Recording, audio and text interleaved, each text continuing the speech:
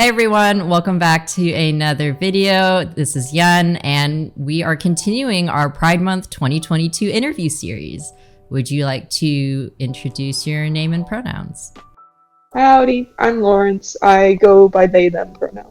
Could you share a little bit about your background growing up?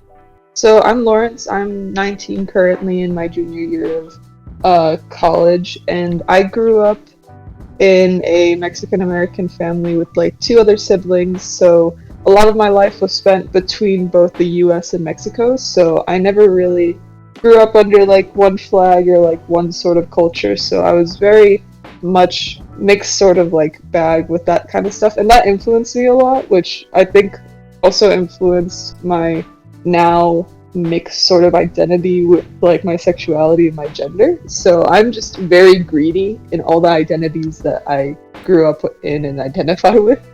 That's really funny. I make that joke a lot when I introduce myself as like, lived in a lot of different countries. I like a lot of different people. I don't have an allegiance to any particular gender, so. Exactly. It's like, why stick to one when you can just identify with so many other things and switch between things and just have the best of like all worlds. It's just so nice. Growing up, was there ever a moment or a first kind of set of experiences when you started realizing maybe you were different from other people? Well, from the very beginning, I always knew that I was like a little fruity. Okay. Like growing up, I always knew that I had like some sort of like attraction and kind of like not defiance, but like I didn't really like the gender binary growing up. I always wanted to wear more like masculine clothing and stuff instead of being like feminine presenting, but I didn't really understand why I wasn't able to, and my parents would just say, no, you can't because you have to wear this, and I'd just kind of stick with it and kind of sit in a corner angrily like, I want to be in shorts instead of a skirt. I didn't really have words for this until like about early on elementary school, middle school, with my unrestricted internet access, and I found out about the labels of like pansexuality, non-binary, being trans. I just found out about the entire LGBTQ spectrum, and things slowly started piecing together for me. I finally had a community that I was like, you know what, I'm part of them. I may not know my labels at the moment because I'm still figuring things out about myself, but for the time being, I know that there's a community for me and I can talk with these people and figure out maybe what I am.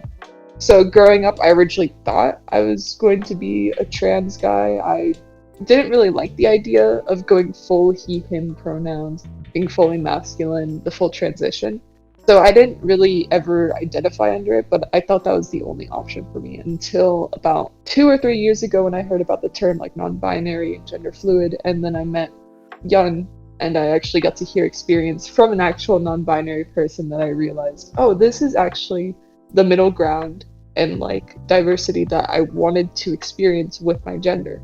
Because at the time with the pandemic, I was at home, not really experiencing too much of rigid sort of structure with gender, and I realized I don't really feel comfortable with the way that I identify with she, her pronouns. So then I realized this is something that I can identify with that gives me enough versatility in my identity, but still creates a label that describes how I'm feeling. Something I talked about with a previous guest was finding language that is not too restrictive and gives you back the autonomy to own your narrative and your experience, even if it's a descriptor like not heterosexual. I had a guest who didn't really like many labels describing sexual orientation or attraction, and they were just kind of like, not straight.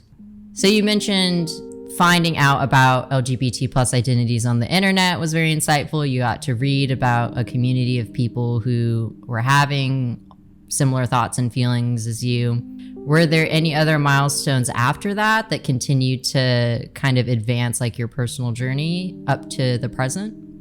So once I began college, I started being more publicly out with my pronouns, with my preferred name, with my kind of presentation in gender itself. Because once I was in college, I was far enough from the original environment that I was in that wouldn't let me be like more self-expressive, and I was able to actually experiment. and see what I liked, what I didn't like. Within college, I've been making milestones by introducing myself by my preferred name, having my pronouns be very visible to others. I'll wear like little pronoun pins or something, or directly tell people if like they accidentally mess up, like, hey, a little reminder, I don't use those pronouns, and they're very, very kind about it.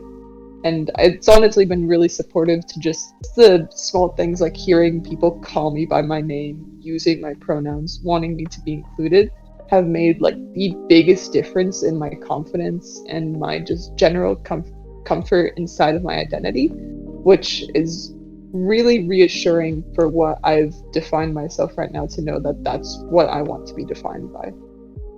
I was talking with a friend recently about steps towards more authentic expression. He was concerned that the steps that he wanted to take weren't big enough. He was worried, oh, what if I'm intentionally limiting myself and I'm not doing really what I want, but just something in the middle? And I had to tell him, like, that's okay, because you're having to unlearn shame. You are used to being in an environment where you would get in trouble. They're just as valid as the end state, even though I don't think an end state is real. I think we, continue to grow and develop as people. There is no end state. Any small win that you can get is going to be worth it and be still valuable. So don't demean that at all. The process is just as important as reaching something that's more long-term. That's extremely important to say, because I feel like most people are always thinking about the end game of, once I finally get to be out and use my name and use my pronouns and actually present how I want and sound like I want and be fully integrated, when really we should be focusing a lot more on the small steps that it takes to just get to there, and the bravery that comes with that. And yeah, like you said, celebrating the small steps that it is to slowly get to your ultimate goal of the way that you feel about yourself. Part of that too is, if you do try something that you thought at the time was like your next best option, and you get to it and you decide in the present, this isn't actually going to be sustainable long term, you don't want to beat yourself up about it, right? Because it's not that you failed, you're just continuing to learn more about what you like and don't like. And to put that pressure on yourself can be counterproductive. People who are judgmental may use that part of your journey to criticize you and basically say this authentic expression that you're pursuing isn't worth it.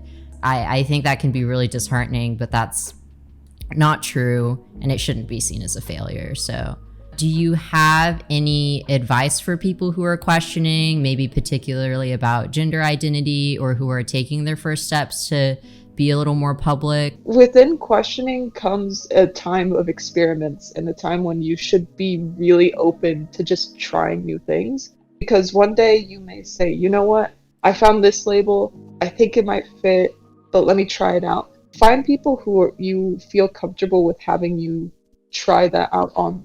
If you have friends who you feel comfortable and out enough to be like, hey, can you try he, him pronouns on me today? Can you try these neo pronouns on me? Can you try calling me by this name to see if it feels right?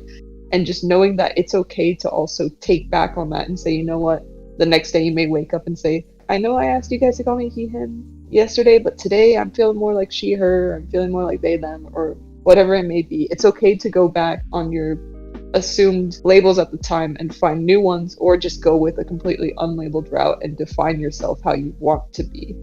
Being open with those who you're comfortable with, to let them in on your journey, to be crutches of support, is the most important part of going through questioning.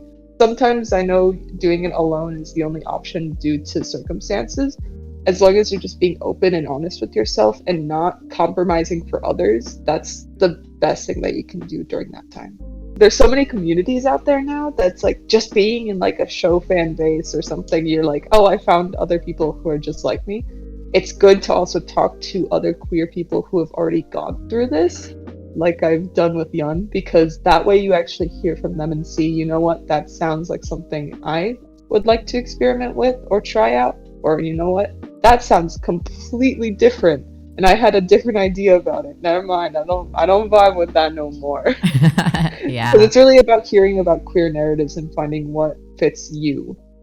representation, as always, is very important, and it's reassuring to hear feedback from someone who can speak to your specifics, whether it's your identity or your geographic location or your place of employment or your school. When you've been told, you know, your whole life, oh, this thing isn't possible, and then you find the person who's like, actually, I've been doing that thing and living a stable life, it is possible. You know, that's a super awesome thing to hear. Well, thanks so much for allowing me to interview you. I'm glad we got to catch up again after not talking for a while. It's been awesome. And thank you to everyone who made it all the way through the video. If you want more queer LGBT plus videos, please visit me on my channel. I also make videos about indie games that have LGBT plus themes or developers. So go check that out. See you in another video.